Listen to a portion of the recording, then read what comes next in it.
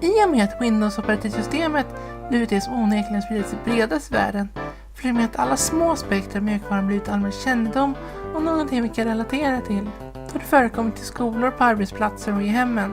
Trots institutionens försök att öka produktivitet genom att totalblockera allt som inte kan användas i arbetssyfte, gick det inte att hindra Microsofts inbyggda programvaror. Det här har medfört att miljontals människor med låsta Windows-system ändå kunde lägga otaliga prokrastineringstimmar på spel som 3D-flipper, Harpan och såklart Röj.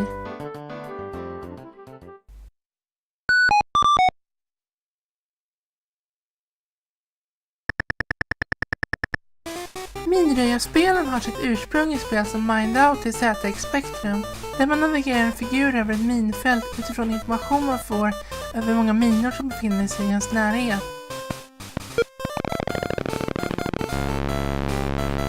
Spelet följdes av Relentless Logic till DOS-datorer, där omfånget vid spelarfiguren går från 4 till 8 rutor.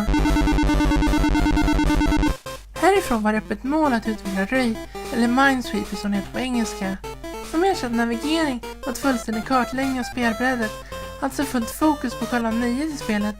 Navigerandet gjorde sig nog rätt överflödigt med en mycket mer effektiva muspekaren som lätt vill vandra fram och tillbaka över hela spelplanen. Den förklaras i efterhand spel som Röj och Harpan inkluderas som tidsfördriv och Windows-enheter för att få användare blir mer vana med den rätt nya datormusen som inte riktigt kunde bli den universella standarden.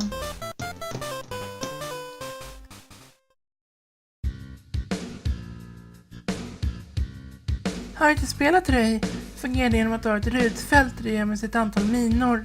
Genom att trycka lite på måfå hittar man snart öppna ytor som avslöjar olika nummer. Dessa nummer visar hur många minor som befinner sig i dess 8 direkt närliggande rutor. Vet du var mina finns kan du markera det med en röd flagga och via den göra informerade gissningar om andra rutor.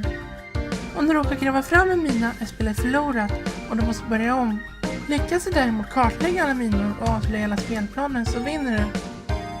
Målet att markera rutmönster via nummerinformation återfinns igen i spel som Picross och är underhållande just för att lösningarna ofta är lätta eller till och med uppenbara. Det är lätt att zona ut i långa stunder bara för att jag plötsligt vaknar till och måste göra ett riktigt faktiskt beslut.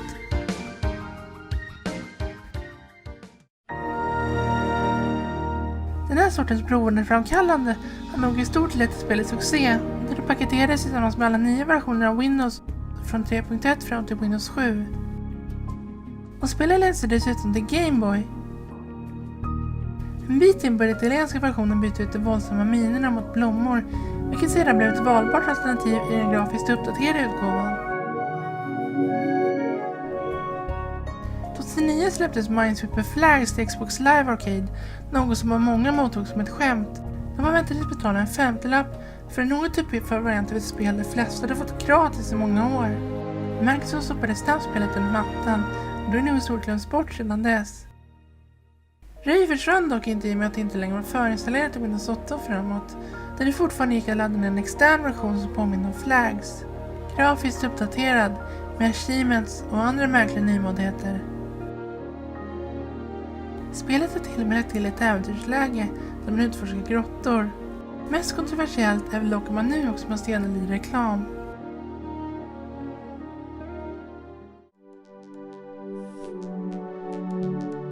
Röj har haft sin plats i historien, men jag tror att den uppdaterade nyversionen känns lite mindre tillgänglig för de flesta. Det faktum att spelet numera inte ingår i operativsystemen bidrar nog till att många inte längre kan använda det som ett tidsfördriv när det är tråkigt på jobbet. Vilket nog också är den största anledningen till att spelet fortfarande har relevans överhuvudtaget.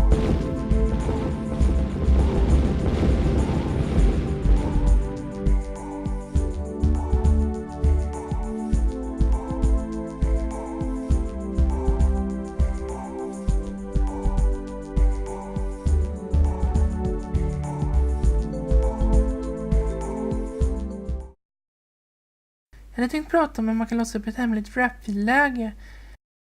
Men det visar sig att det är fake. Tro inte allt ni hör på internet.